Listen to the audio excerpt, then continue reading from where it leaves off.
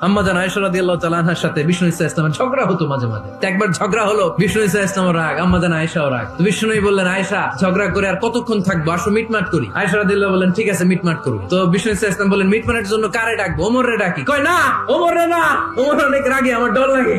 কয় তাহলে তোমার আব্বারে ডাকি। কয় ডাকেন। মেয়েদের মধ্যে অভ্যাসটা আছে না নাই? ডেকে নিয়ে আসা হলো। আবু বকর রাদিয়াল্লাহু তাআলা আনহু দাঁড়ালেন, আম্মা জান আয়েশা দাঁড়ালেন, বিশ্বনবীও দাঁড়ালেন। বিশ্বনবী বললেন, আয়েশা তোমার আব্বা আসছে, এবার ঘটনা খুলে বলার পালা, তুমি বলবা নাকি আমি বলবো? আম্মা জান আয়েশা বললেন, আপনি বলেন, তবে ওয়ালা তাকুল ইল্লা হাক্কান, যেটা ঘটছে ওইটাই বললেন, মিথ্যা কথা কইেন না। আবু বকর রাদিয়াল্লাহু তাআলা আনহু রেগে মেগে আগুন, কি এই কথা তুমি কেমন করে বলো? বিশ্বনবী কি মিথ্যা কথা কখনো বলবে? রেগে মেগে দিলেন মেয়ের গালে এক চড়। বাবার হাতের থাপ্পড়কে আম্মা জান আয়েশা উল্টে বললেন। সাইয়েদনা আবু বকর রাগে গড়গড় করছেন, আবার মারার জন্য তেড়ে গেলেন। এবার বাঁচার জন্য আম্মা জান আয়েশা বিশ্বনবীর পিছনে যে আশ্রয় নিলেন, বিশ্বনবী বাঁচানোর জন্য দুই হাত মিলে দাঁড়িয়ে গেলেন। পড়েন সুবহানাল্লাহ।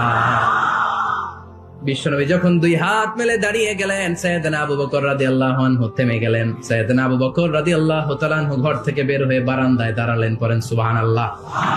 এবার বিশ্বনবী আম্মা জান আয়েশার কাছে যেয়ে বলেন, ইয়া আয়েশা কাইফা রাআইতিনি আনফাসতুকি মিনার রাজুল, দেখছো কেমনে বাঁচাইলাম? আমি না থাকলে বর্তমানে ফেলতো আজকে। আমার লগে ঝগড়া করে তুমি। লজ্জায় পড়ে আম্মা জান আয়েশা খিলখিল করে হেসে দিলেন, বিশ্বনবীও হেসে দিলেন। দুইজনের হাসির মধুর আওয়াজ শুনে সাইয়েদনা আবু বকর বাইরে থেকে অবাক, কিরে এতক্ষণ না ঝড় তুফান, এখন দেখি হাসি।